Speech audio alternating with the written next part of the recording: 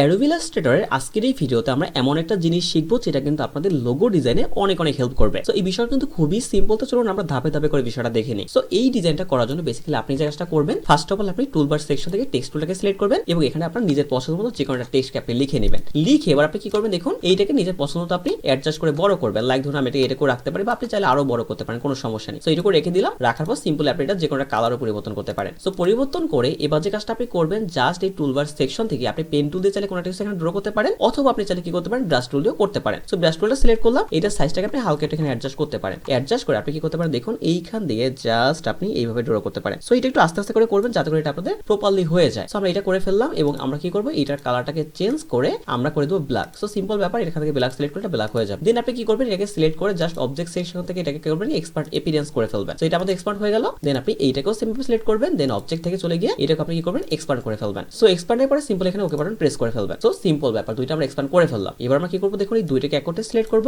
Just simply আমরা এখান থেকে শেপ বিটাল টুলটাকে নিব, নিয়ে জাস্ট আমরা দেখুন যদি আমরা এইটা যেহেতু নিচ দিয়ে নিব এবং এটা উপর দিয়ে নিব, আমরা কি করব নিচ দিয়ে নেওয়ার ক্ষেত্রে জাস্ট আমরা এখানে হালকা ড্র্যাগ করে ফেললাম। তো দেখুন এটা নিচে চলে গেল। দেন আমরা এটা উপর দিয়ে থাকবে এবং এইটা নিচ দিয়ে নিব। সো আমরা কি করব, এখানে সিম্পল এটা ড্র্যাগ করে ফেলবো। সো এটা ড্র্যাগ করার পর আপনি দেখতেই পাচ্ছেন আমরা ঠিক যেভাবে করে তৈরি করতে চাচ্ছিলাম সেইভাবে কিন্তু আমরা ইজিলি ওইটা তৈরি করতে পারলাম। সো এইটার আরো অনেক সহজ একটা পদ্ধতি আছে, এইটা নিয়ে আমরা পরবর্তী কোনো একটা ভিডিওতে আলোচনা করব। এরকম আরো অনেক গুরুত্বপূর্ণ তথ্যের জন্য আমার সাথেই থাকুন।